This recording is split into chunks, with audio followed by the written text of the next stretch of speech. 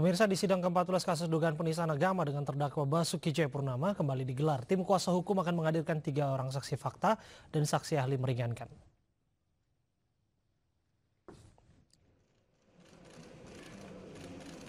Sidang ke-14 kasus dugaan penistaan agama dengan terdakwa Basuki Cahayapurnama kali ini kuasa hukum menghadirkan 3 orang saksi fakta dan saksi ahli. Materi yang dihadirkan adalah untuk meringankan dakwaan jaksa penuntut umum.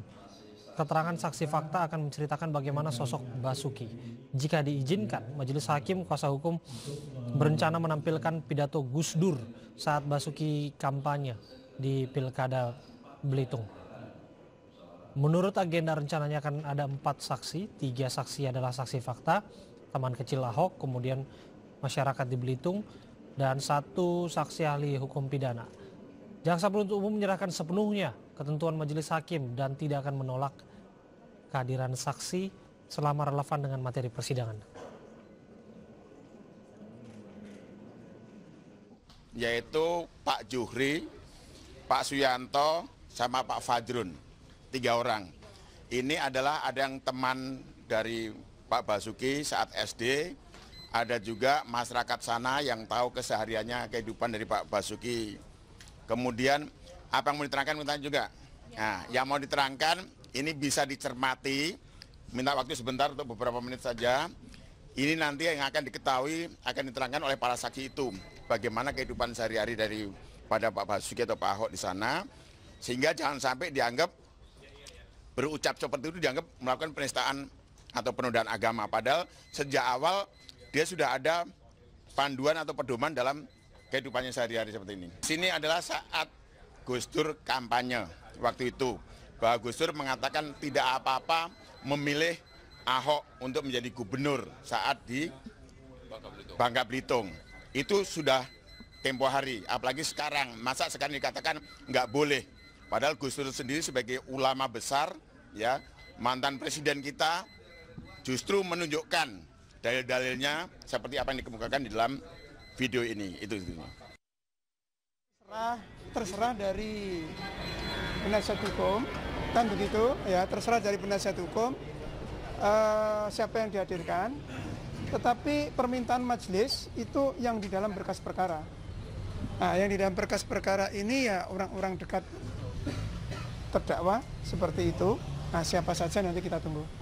Jadi masih ini bagian dari kelanjutan dari saksi yang menguntungkan bagi terdakwa. Apa saja Pak yang akan Bapak gali pada hari ini dari saksi-saksi fakta terutamanya? Nah, kita lihat dia menerangkan apa. Dari menerangkan apa itu kan menimbulkan persoalan, menimbulkan permasalahan, dan itu kalau patut kita tanya, kita tanya. Nah, seperti ini terserah dari penasihat hukum, kan begitu ya, terserah dari penasihat hukum.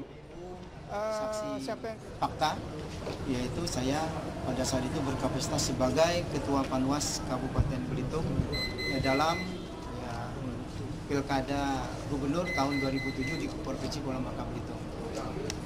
Ya, pada intinya apa yang ditanyakan oleh majelis, termasuk penuntut umum dan tim penasihat hukum, itu sudah saya jawab bahwa apa yang dilaksanakan pada saat itu, bahwa di Kabupaten Belitung khususnya memang telah terjadi ya juga ya semacam upaya untuk menggunakan isu sara, ya yang menggunakan selebaran-selebaran termasuk ya ceramah-ceramah agama. Ya, itu dia keterangan tadi yang disampaikan oleh Zuhri yang merupakan mantan ketua Panwaslu di Kabupaten Belitung Timur, dan kita akan berbincang bersama dengan Bung Daniel dan juga Bung Ihsan di sini. Bung Ihsan, ya. Komentar Anda? Ya, saya kira sah saja bahwa terdakwa beserta penasihat hukumnya mengajukan saksi ada cas, ya, karena itu hak dari terdakwa, ya, untuk mengajukan ya saksi maupun ahli yang akan bertindak untuk menerangkan dan meringankan ya, sesuai dengan ketentuan undang-undang. Ada tidak sebetulnya batas yang dilakukan begitu, yang diatur begitu? Ya, tentu saja ada koridornya, ada aturannya, pasal 165 dan seterusnya itu, bahwa pertama saksi yang dimaksud hendaknya saksi yang dalam berkas perkara. Nah, tadi yang disampaikan oleh jaksa, saya kira sudah tepat. Jadi tidak boleh saksi yang di berkas itu masih ada kemudian diajukan saksi-saksi yang lain atau ahli yang lain. Sehingga pada hari ini saya kira sangat tepat usulan jaksa agar menolak Profesor Dr. Omar Syarif Siraj untuk bertindak sebagai ahli. Karena apa? Harusnya selesai dulu nih yang namanya saksi baru ahli kan begitu. Nah, jadi jangan dilompat-lompat, ada tertib hukum acara. Nah, itu yang harus dipahami juga. Saya kira paham lah pengacara itu. Kemudian kenapa menjadi tidak paham? Ini kan persoalan tadi yang saya katakan, jangan menyuguhkan atau membodohi publik lah, kasihan. Yang seharusnya justru kita membangun budaya hukum, membangun etos pengadilan yang baik. Nah, itu. Jadi kita berperan semua ini. Bukankah kemudian fair saja, entah strategi, entah cara yang disiapkan sebetulnya oleh penasihat hukum ataupun tim litigasi? Boleh, sah saja strategi apapun dibangun, tetapi tadi harus mengikuti hukum acara. Nah, itu yang penting, itu guidance bagi jaksa, bagi hakim, bagi terdakwa melalui pengacaranya. Harus tunduk dengan hukum acara. Jadi kalau tidak tunduk, tadi ada majelis hakim yang akan melerai. Nah, yang sudah berjalan hingga sidang ke-14 hari ini, apakah segala sesuatunya sudah sesuai dengan KUHAP dalam pandangan Anda, dalam catatan Anda, dan apakah prosedur demi prosedur sudah dilalui berdasarkan timeline yang memang sudah layaknya dalam hukum acara? Ya, saya kira pada sidang 14 ke-13 yang lalu itu sudah bagus.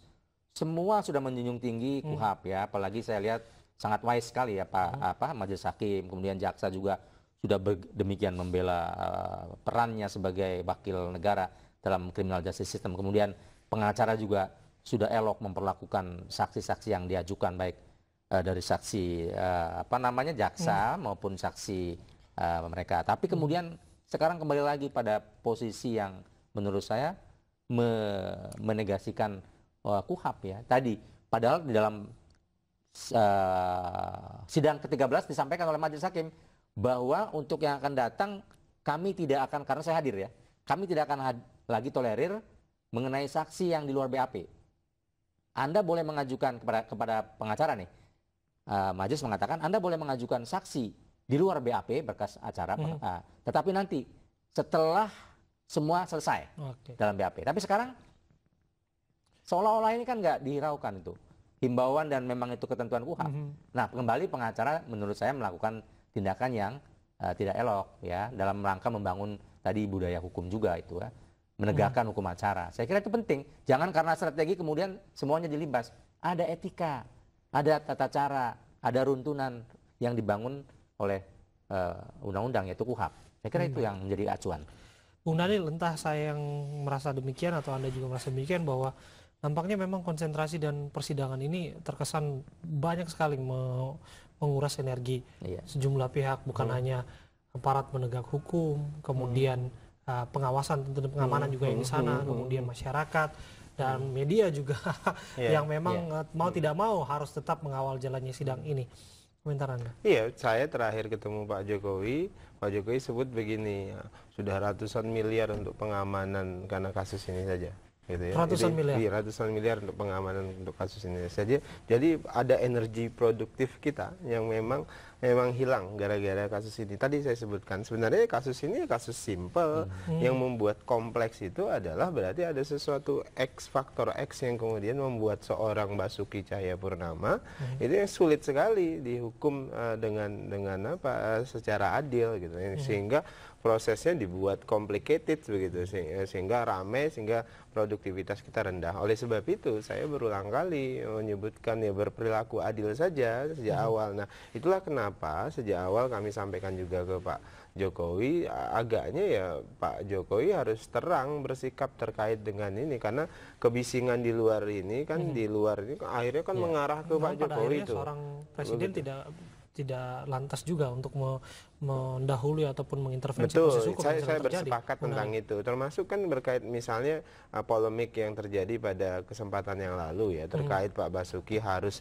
diberhentikan atau tidak ya. Padahal sejak awal Harus misalnya ditahan ataupun tidak, sejak awal misalnya Menteri Dalam Negeri nyebutkan kalau nanti sudah terdakwa kita akan tahan. Tapi kemudian ketika sudah ternyata nggak dicopot ya. Skorsing. Dinonaktifkan. Tapi ternyata kan enggak. Kemudian perdebatan hukumnya muncul lagi dengan Harus menunggu akrobat fatwa hukum, MA. ya, fatwa MA, petun dan macam-macam. Nah, itu yang kemudian kan publik ini nalarnya kan ada ya, melihat secara telanjang begitu ya, yang akrobat-akrobat hukum seperti itu, akrobat kata seperti itu. Dan nah, juga, itu yang kemudian menyebabkan rasa ketidakadilan kita itu terganggu. Dan juga sensitivitas itu kemudian muncul manakala misalnya nih, tidak sensitifnya seorang pemimpin Pak Jokowi misalnya kan, bagaimana beliau duduk dalam satu mobil.